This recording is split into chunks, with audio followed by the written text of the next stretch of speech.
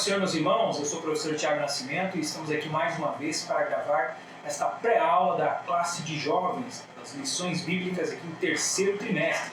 Hoje chegamos à lição de número 7. No próximo domingo nós estaremos aí avançando já para a segunda metade desse trimestre que tem abordado aqui os profetas menores. E o profeta de hoje é o profeta Miqueias. Mas antes de nós iniciarmos aqui a lição, eu quero convidar você, professor e professora da classe de jovens, se você ainda não é inscrito aqui no canal da IEAD TV, faça sua inscrição, assine também ali o sininho, para receber as notificações dos novos vídeos. E assim você não perde nenhum dos conteúdos.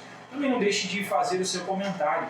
Então, como tem sido a IBD desse trimestre aí na sua classe, na sua congregação? Deixe aí o seu nome, de onde você fala. Se você é aqui de Joinville mesmo, qual é a sua congregação, para que a gente tenha essa interação aí nos comentários. Beleza? Muito bem, então hoje a lição é a lição de número 7. Miqueias, Deus quer obediência de coração. A lição desta semana traz aqui como texto do dia o capítulo 6 e versículo 8 de Miqueias, onde lemos: Ele te declarou, ó homem, o que é bom. E o que é que o Senhor pede de ti, senão que pratiques a justiça, ames a beneficência e andes humildemente com o teu Deus?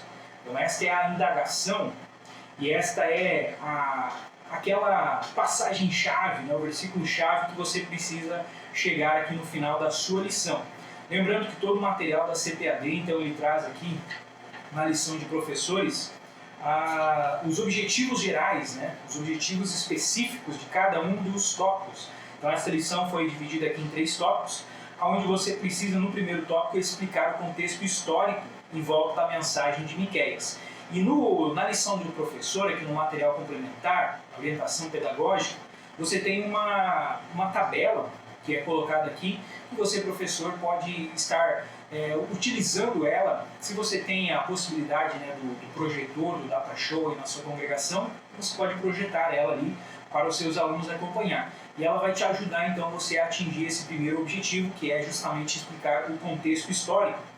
Caso você não possua a tecnologia disponível, então você pode utilizar, quem sabe, o quadro negro, o quadro branco, ou até mesmo uma cartolina, colocar esses 4 tópicos aqui que são trazidos aqui na orientação pedagógica do professor. Pois bem, o primeiro tópico, então, vai abordar a questão de quem foi o profeta Miqueias. Miqueias é um camponês simples, como o nosso primeiro subtópico vai dizer, e ele tem um nome cujo significado é quem é semelhante a Jeová. E tal como outros profetas menores já estudados nesse trimestre, ele também parece ter sido levantado por Deus para pregar o seu nome, o significado do seu nome. Então é isso que vai resumir, simplificar aqui a sua profecia. O livro de Miqueias ele é um pouco mais extenso do que outros profetas menores, embora ele ainda se enquadre na categoria de profetas menores, mas ele traz aqui, são 7 capítulos.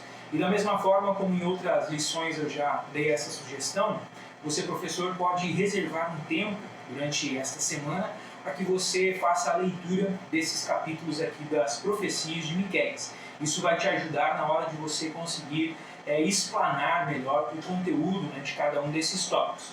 E lembrando, já comentei também em vídeos passados, daquele tripé, o CDA. Então é o conteúdo, o dinamismo e a aplicação.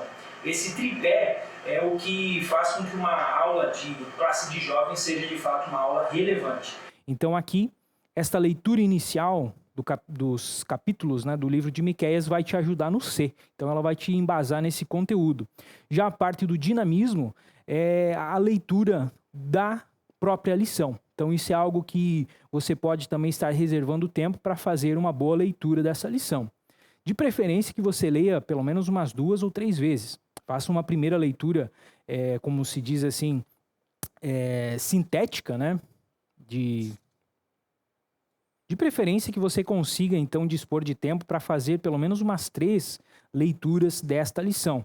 Isso vai te ajudar a dar mais dinamismo na sua aula. Então, numa primeira leitura, você vai ler sem sem muitas pausas, né? Faça uma leitura da lição inteira e depois numa segunda lição já um pouco com mais calma, vá anotando aqueles pontos para que você consiga atingir os objetivos. E caso você sinta a necessidade, então faça uma terceira leitura, para que no dia, né, no próximo domingo, você tenha ali então completa segurança na hora de tratar sobre cada um desses tópicos. E aí você não vai precisar ficar lendo juntamente com a classe cada um dos tópicos, porque isso muitas vezes acaba fazendo com que a aula se torne um pouco cansativa, né? Essa leitura extensiva durante a aula.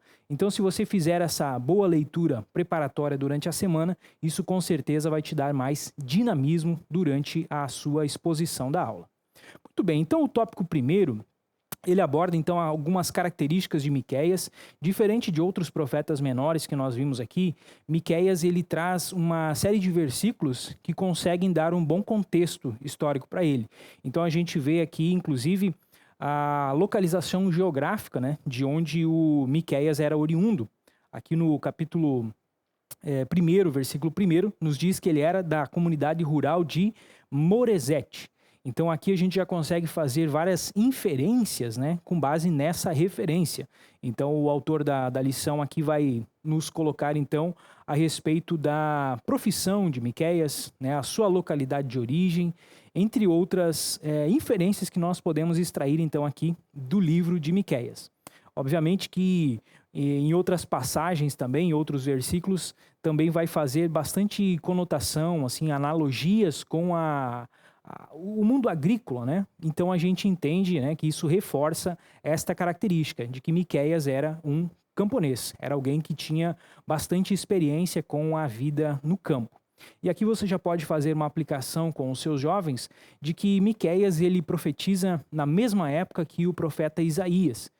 Embora, diferente de Isaías, Miqueias fosse alguém, então, do campo, da zona rural. E Isaías fosse um príncipe, né? Alguém muito letrado, alguém criado nos palácios ali da Judéia. De modo que você consegue mostrar aos seus alunos, aplicando, que Deus não escolhe apenas as pessoas que estão lá no palácio, que estão lá em cima, mas que Deus também escolhe os pequenos. E que a mensagem de Deus, ela é abrangente, assim como a Bíblia diversas vezes reitera, né? Deus não faz acepção de pessoas.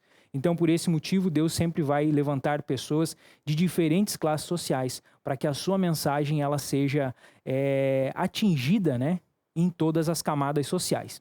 E uma curiosidade, aqui a título de curiosidade, algumas passagens do livro de Isaías e do livro de Miqueias, elas são muito parecidas. Inclusive, há versículos que são exatamente os mesmos, exatamente iguais.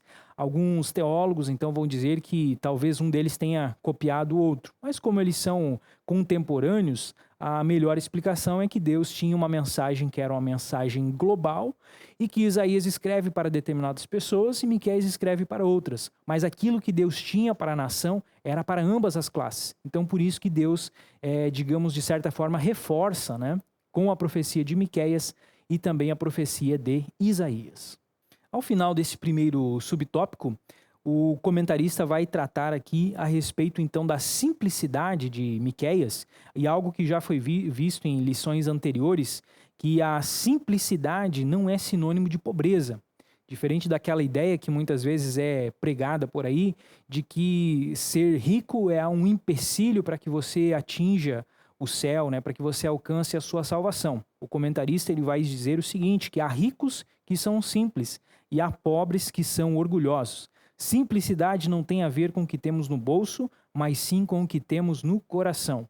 Então, diferente do que podemos imaginar, a palavra de Deus ela é bem enfática ao dizer que o amor ao dinheiro é a raiz de muitos males. Então, o dinheiro em si não é o problema. O grande problema, né, é o apego que muitas pessoas têm, então, ao dinheiro. Mas esse apego ao dinheiro não necessariamente é uma exclusividade de pessoas ricas. Então, existem pessoas que são pobres, mas que ainda assim fazem do dinheiro, da busca pelo dinheiro, dessa tentativa de conseguir dinheiro, um ídolo nas suas vidas. Colocam ele acima de Deus. E isso acaba, então, se tornando, sim, um empecilho para a sua salvação. Então, aqui é uma boa reflexão, né, que pode ser feita a respeito dessa questão das condições sociais, que a mensagem de Deus, mais uma vez reforçando, ela não faz acepção de pessoas. Ela é para o pobre, ela é para o rico, ela é para a classe média, ela não faz distinção de classe social.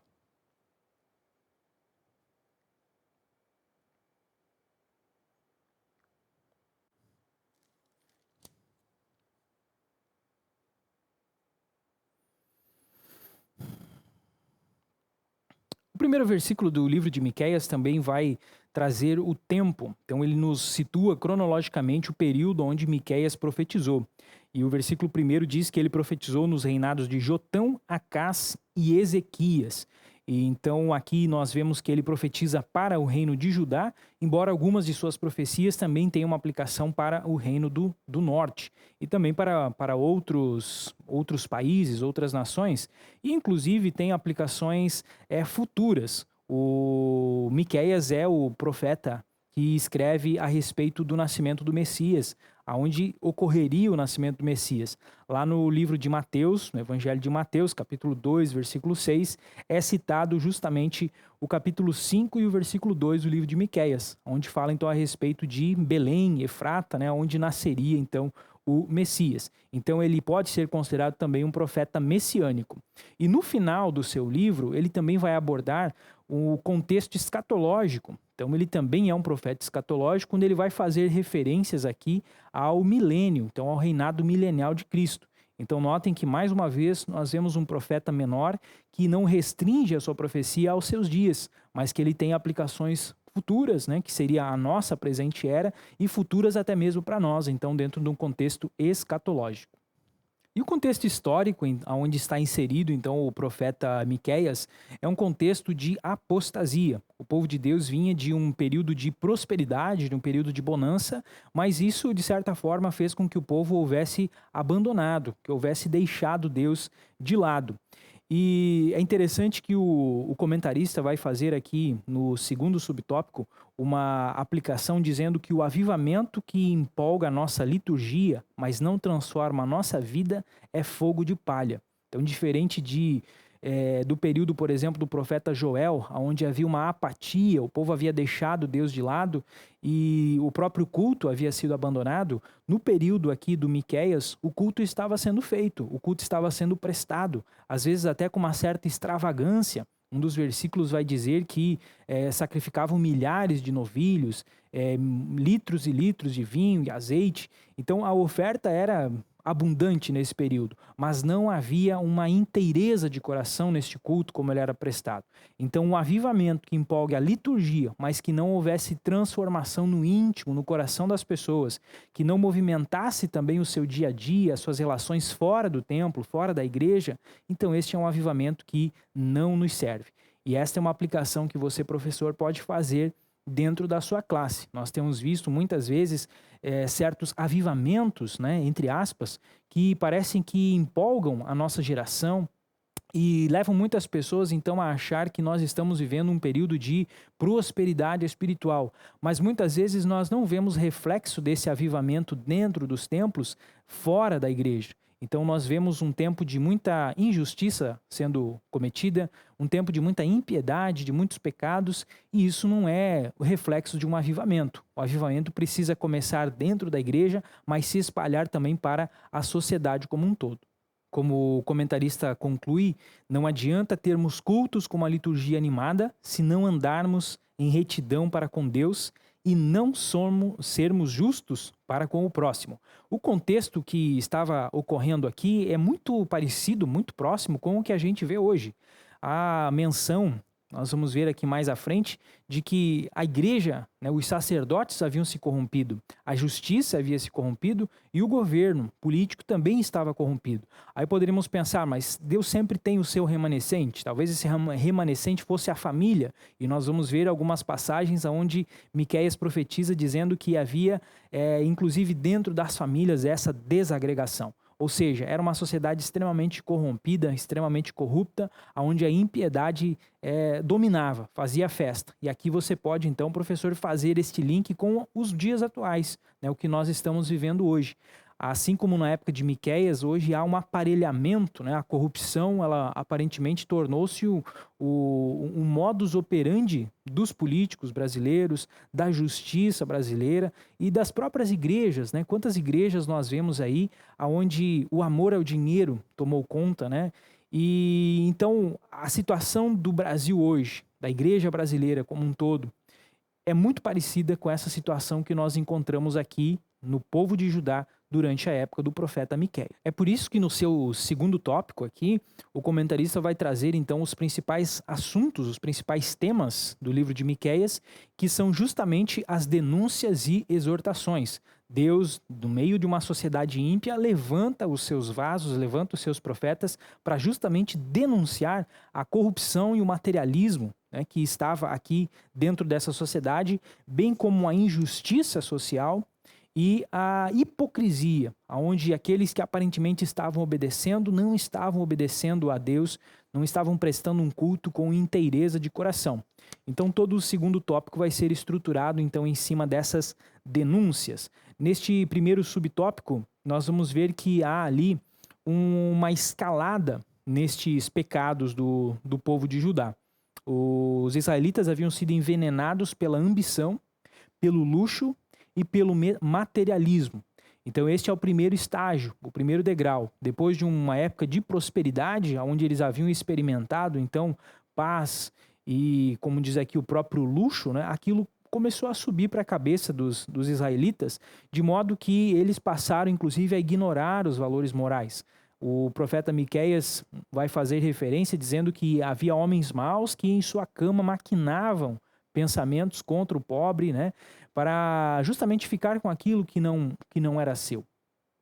E depois nós vamos entender que o pobre era explorado por esses ricos e não havia quem recorrer, porque a própria classe, então, do judiciário, ele também estava mancomunado com esses ricos, com esses poderosos, com os próprios sacerdotes. Então toda a estrutura de poder de Judá nesse momento estava contra o pobre, o que levava então à situação de injustiça social. É o que diz então o capítulo 2 e o versículo 1 do livro de Miqueias. Ai daqueles que planejam maldade, dos que tramam o mal em suas camas. Quando alvorece, eles os executam, porque isso eles podem fazer. Então eles não apenas tramavam o mal, mas eles também executavam, porque os sacerdotes estavam do seu lado, os juízes estavam do seu lado, então não havia a quem o pobre, o órfão e a viúva recorrerem, a não ser a Deus. E aqui Deus de fato se levanta e começa a bradar, a exortar contra essas pessoas. E o juízo de Deus sobre essas pessoas, ele vem já no versículo 3. Eu estou planejando contra essa gente uma desgraça da qual vocês não poderão livrar-se. Então aqui você, professor, pode abordar a lei da semeadura, porque da mesma forma como aqueles homens estavam planejando mal, né, planejavam mal contra o pobre, contra o seu próximo, agora também aqui mostra que Deus também estava planejando uma desgraça contra esta gente. Então aquele conceito que você pode trazer aqui do Gálatas 6:6 e também no livro de Provérbios, né, a respeito então da lei da semeadura. Aquilo que o homem semear, certamente ele vai colher, ele vai ceifar. E isso é um conceito que você pode encontrar aqui, de que aqueles ricos, então, eles não iriam usufruir daquilo que eles haviam conquistado, então, de forma ilícita, de forma errada. E quando nós olhamos para a nossa sociedade hoje, talvez a gente pode até pensar, mas essas pessoas que estão envolvidas, então, nesse sistema de corrupção, muitas vezes eles usufruem, né, desses bens ilícitos, né, que eles conseguem de maneiras ilegais, mas a palavra de Deus, ela é bem enfática aqui. Eles não iriam usufruir daquilo, porque em breve viria os babilônios que iam levar tudo, aquilo que eles haviam conquistado de maneira legal com o seu trabalho e também aquilo que eles haviam conquistado de maneira ilegal. Então, roubando do seu próximo, né? Roubando das pessoas mais pobres. Então, tudo aquilo que eles tivessem ajuntado não seria gozado por eles. E quando nós olhamos para hoje, a impressão é que essas pessoas, então, elas estão usufruindo desses bens, a gente apenas vê a parte externa, a parte exterior. Muito provavelmente o seu coração, a sua mente, ela não está em paz com aquilo. E dura coisa é você viver, então, com esse desassossego, essa situação onde você não tem paz dentro de si para gozar o fruto do seu trabalho. Então, boa coisa, né? Bem-aventurado é aquele que com o suor do seu rosto consegue as coisas para si. Essa é uma aplicação que você pode fazer, inclusive, para os seus alunos, né? Jovens, então, que estão ali geralmente buscando os seus sonhos, para que não tomem atalhos. Hoje, na nossa sociedade, é muito fácil, então, você buscar meios de enriquecer muito rapidamente. mas isso é algo que muitas vezes descamba para a ilegalidade. E essas pessoas, então, que tomam esses atalhos, muitas vezes, então, não conseguem usufruir desses bens por muito tempo, seja por questões criminais mesmo, né? A punição vem sobre eles, seja pela própria questão do remorso, né? Cada vez que você estiver usufruindo aquilo que você sabe que não é seu, com certeza a sua consciência vai pesar, a sua consciência vai bradar. E você não será, então, uma pessoa feliz, abençoada com aquilo que você conquistou sem o seu próprio esforço. Essa é uma aplicação que você pode aí fazer juntamente com os seus alunos. Ainda ao final aqui desse subtópico, o comentarista traz que Deus não tolera a injustiça, e o mesmo deve ser aplicado ao cristão. O cristão que se omite diante das injustiças torna-se insosso e sem valor. E aqui você pode talvez propor um debate para a sua classe, aonde o que é mais importante? É você ser justo ou você praticar a beneficência? Isso é um conceito que está então ali no versículo-chave, né? Que o que Deus quer de ti é que pratiques a justiça, ames a beneficência e andes humildemente com o teu Deus. Então você pode fazer aqui um debate em relação à justiça e à beneficência. E o objetivo é você levar a sua classe a entender que no Novo Testamento a justiça é algo que a gente pode dizer, entre aspas, que fica num segundo plano. Porque no Novo Testamento, no tempo da graça que a gente vive, nós estamos dentro de uma época de misericórdia. Então a generosidade é aquilo que Jesus nos ensina. Então você pode trazer aquele conceito do evangelho, aonde Jesus diz que se alguém lhe ferir a face direita, então você deve não revidar, o que seria aplicar a justiça, né?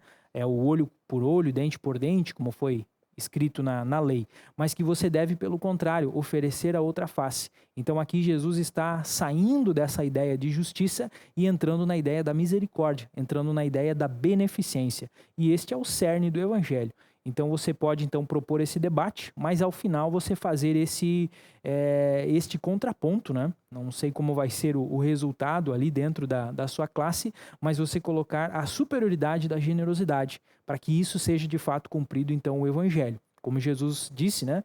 Ouvistes o que foi dito aos antigos, olho por olho, dente por dente, mas eu, porém, vos digo. Então, aquilo que Jesus traz é justamente o contrário, né? Porque nós estamos hoje vivendo, então, o tempo da graça, e isso precisa, então, ser enfatizado aí na sua classe. A conclusão deste segundo tópico traz a questão da hipocrisia. A falta de culto, então, não era o problema aqui na época do Miqueias, mas sim a religiosidade. Então, as pessoas estavam fazendo algo de forma mecânica, adorando a Deus apenas da boca para fora, podemos dizer assim. Então, não havia aqui uma verdadeira conversão a Deus. As pessoas faziam apenas aquilo por tradição.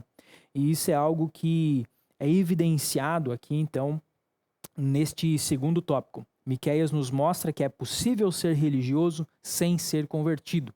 E aqui você, professor, pode propor uma reflexão aos seus alunos, né, de como anda a comunhão deles com Deus. Como é que está o seu momento de devocional? Ou se para eles, talvez, a vida cristã tem sido apenas um estar na igreja, um ir aos cultos. E você precisa, então, evidenciar, né, enfatizar para eles de que andar com Deus é mais do que isso. Andar com Deus é ter um relacionamento, é ter comunhão com o Espírito Santo diariamente. Que Deus não é apenas aquele que você vai visitar uma vez por semana quando você vai à igreja. Pelo contrário, nós somos o templo do Espírito e Ele vive em nós, Ele habita em nós. Então é necessário enfatizar que é preciso haver este contato diário. E isso só acontece quando há de fato uma conversão genuína. E o tópico final vai abordar então aqui os juízos divinos, né, contra os pecados de Israel e de Judá. Aqui o profeta faz uma espécie de júri, né? Então ele monta aqui como se fosse um júri, aonde Deus aparece como um promotor ou como um juiz e ele traz os montes, né, a natureza como testemunha. Então ele começa a trazer à mente, né, fazer menção aqui de todas as coisas que Deus havia feito para com o povo de Judá, para com o povo de Israel, e que ainda assim esse povo então estava abandonando Deus, haviam deixado Deus de lado.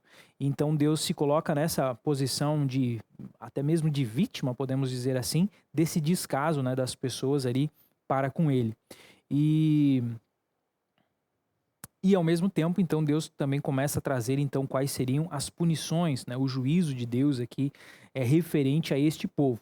Mas o segundo subtópico vai mostrar que o objetivo de Deus não era esse. Deus estava levantando um profeta aqui para justamente alertar o povo, para que o povo se arrependesse e para que Deus, então, pudesse trazer a restauração a esse povo. Então, em meio ao juízo divino, também existem as promessas. Então, este é o tópico, né, o título deste terceiro tópico, juízos e promessas. E a promessa talvez mais famosa, trazida aqui pelo livro de Miqueias, então é justamente Miqueias 5:2, né, aonde ele levantaria o Messias, né, que ele queria então vir tirar todos esses pecados aqui de Israel. E a partir do capítulo 4, ele também vai fazer aqui menção então desse contexto escatológico, onde ele diz que nos últimos dias acontecerá que o monte do templo do Senhor será estabelecido como o principal entre os montes, se elevará acima das colinas e os povos a ele acorrerão. Então o juízo de Deus não seria exatamente para apenas uma punição do povo. Deus não é um Deus vingativo. Isso é algo que também pode ser enfatizado nessa questão da justiça, né? Justiça é diferente de vingança. E Deus, por não ser então esse Deus vingativo, a justiça de Deus era simplesmente para levar o povo ao arrependimento, para que depois houvesse então esta restauração e o povo pudesse fazer então jus às promessas de Deus. E aqui mais uma vez você pode voltar aquele debate, né, entre a justiça e a misericórdia, entre a justiça e a beneficência, quando no final desse segundo subtópico o comentarista põe: é impressionante como, a despeito dos nossos erros, Deus está sempre planejando o melhor para nós. Então, a vinda de Jesus, mesmo dentro desse contexto de um povo completamente idólatra, um povo completamente ímpio, né? Podemos colocar dessa maneira, que planejava o mal contra o seu próximo, mas ainda assim Deus prometia para eles a restauração. Então isso demonstra a misericórdia de Deus, que a misericórdia excede, né, a sua ira. A palavra de Deus nos diz que a ira do Senhor dura só um dia, mas a sua misericórdia, ela é para sempre.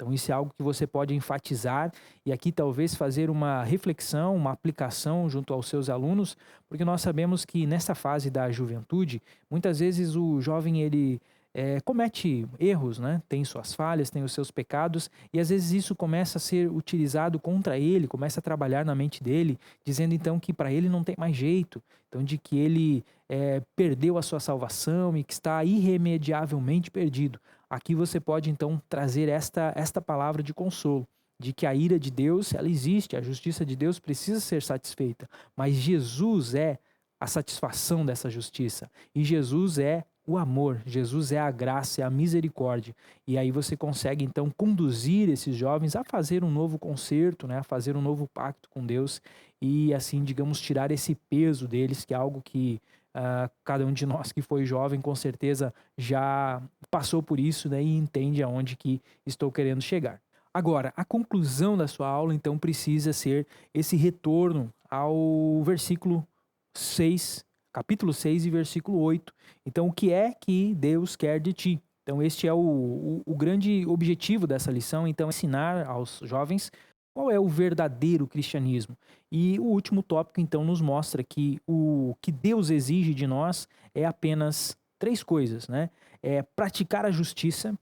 Então, essa justiça que não é meramente da boca para fora, mas que também não é apenas dentro da igreja, né? Mas é algo que externaliza em todos as nossas vivências, na escola, entre os vizinhos, entre os amigos, dentro da família. Então, essa justiça precisa transparecer também em obras, né? Não apenas na teoria. Além disso, amar a beneficência. Então, por beneficência, aqui nós entendemos essa questão da generosidade, da caridade. E, por fim, andar humildemente perante Deus. Então, são aqui 3 pontos que devem ser enfatizados ali juntamente à sua classe, né? A justiça, a beneficência e a humildade. Então, o comentarista conclui aqui dizendo que devemos estar atentos ao perigo do egoísmo, da tirania e do orgulho. Então, quando nós olhamos para o contexto do livro de Miqueias, era justamente esses os principais pecados dessas classes dominantes, né, que estavam ferindo, né, as classes menos favorecidas. E o egoísmo é um pecado contra a beneficência, contra a caridade. A tirania é um pecado contra a justiça. E o orgulho é um pecado contra a humildade. E aqui então você pode concluir a lição aí juntamente com os seus jovens, fazendo a leitura da conclusão, onde nós vemos que o fato de irmos à igreja gera em nós a aparente sensação de que estamos certos. Então parece que você satisfaz a justiça divina simplesmente no fato de você ser um religioso. E isso pode ser perigoso. Cultuar ao Senhor é bom, é bíblico. Entretanto, para Deus, o que realmente importa não é o que fazemos exclusivamente na igreja, mas é como vivemos no mundo e como tratamos as pessoas. Então, na conclusão, você pode, então, mais uma vez, enfatizar esses 3 pontos, né, que o que é justamente o que Deus exige de nós, que não seja uma religiosidade fingida, então que nós andemos com humildade, com sinceridade diante de Deus, e que não seja apenas uma religiosidade, um amor. Hoje fala-se muito em amor, né, em caridade, em fraternidade, mas isso não pode ficar apenas em palavras. Isso precisa ser algo real na vida de cada um dos nossos jovens. Muito bem, professor, então eu espero que este vídeo tenha servido para lhe trazer mais alguns subsídios, alguns insights, algumas ideias de aplicações, né, que você pode fazer então aí durante o próximo domingo. E eu reitero, então se inscreva no canal aqui da EADIO TV, mas principalmente não deixe de dar aqui o seu comentário, o seu feedback, né? Interaja aqui nos comentários, dizendo como que a gente pode então melhorar, né? Traga as suas sugestões, as suas críticas, porque é isso que vai fazer com que a gente consiga trazer um conteúdo cada vez mais relevante aí para a sua classe de jovens. Fiquem todos com a paz do Senhor e até o próximo vídeo.